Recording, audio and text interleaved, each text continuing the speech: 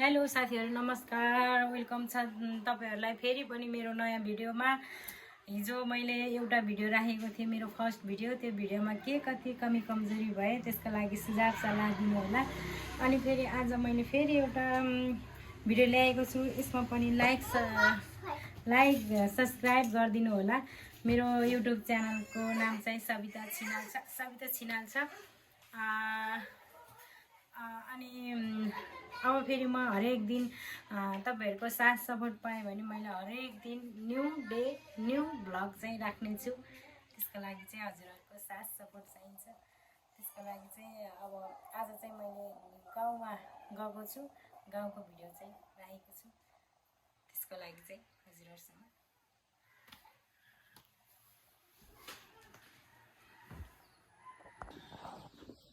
Hello साथीहरु, म चाहिँ गाउँमा आएको छु। बल्ल उठे म। अब उठेर अब यसो आमालाई काम सघाउनु पर्यो। अब मैले तल गएर काम सघाएको यसो देखाउँछु है त। चाहिँ बनाउँदैछु है।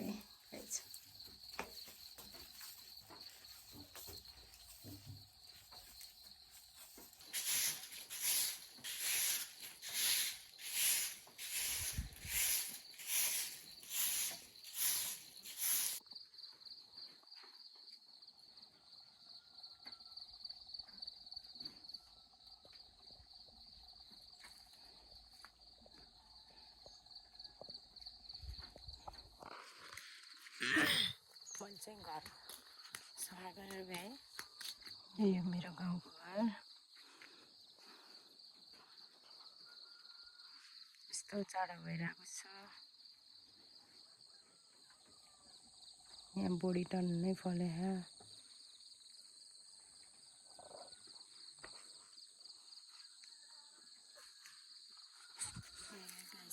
मेरो गाउँ यस्तो जाडो छ कि यस्तो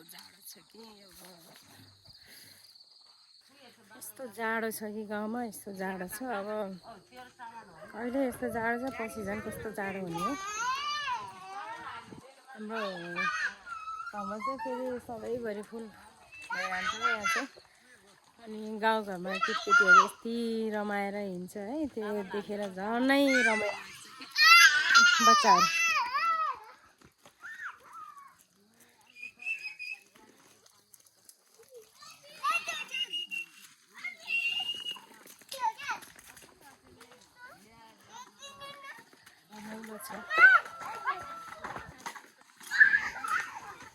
अनि हाम्रो यो गाउँमा पनि नेवार बस्ती नै छ धेरै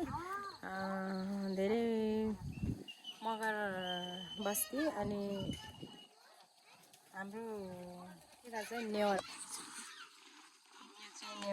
बस्तीहरू हो। कोही कोही हुनुहुन्छ, कोही गइसक्नु भयो।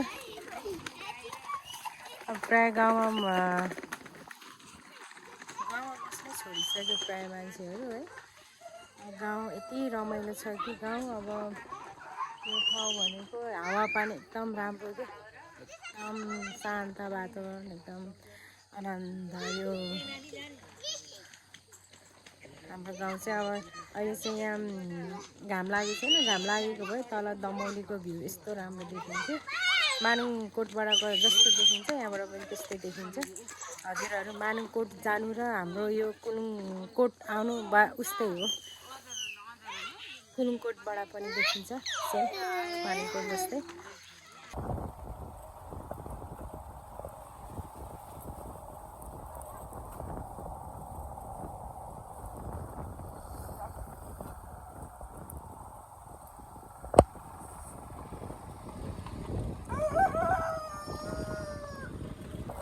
यो चाहिँ हाम्रो गाउँ हो।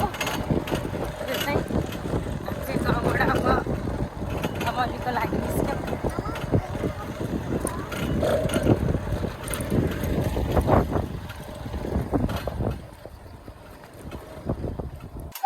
हामी चाहिँ अब यो हाम्रो गाउँदेखि तल्लो गाउँ तामुङ भन्ने ठाउँमा चाहिँ आइपुग्नु भयो। ती कुराहरू थिए त्यहाँ हाम्रा सानामा भएका कुराहरू, तर अलि ढिलो भएको भएर चाहिँ केही पनि पनि नभनिकन है त्यहाँ हाम्रो अब बाबुबजेहरू पूजा गर्ने बाजेबोजे पूजाको काम धेरै सानो सानोमा भएका रमाइला छेउहरू थिए।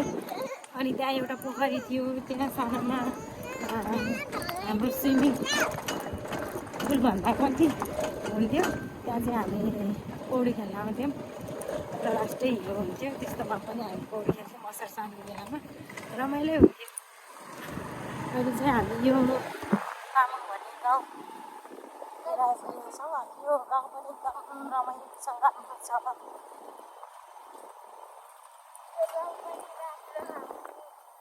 राम्रो छ।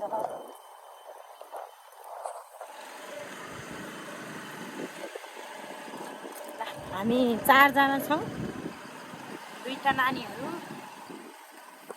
एउटा छोरो एउटा छोरी एउटा बहिनी, 4 जना छौँ हामी चाहिँ।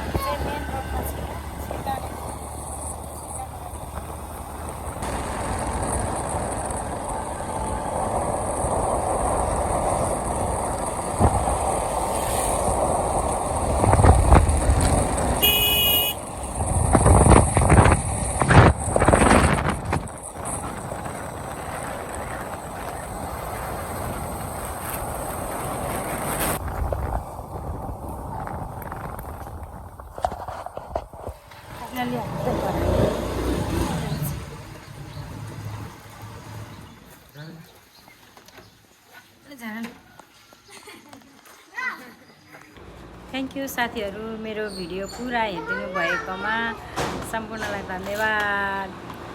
Thank you.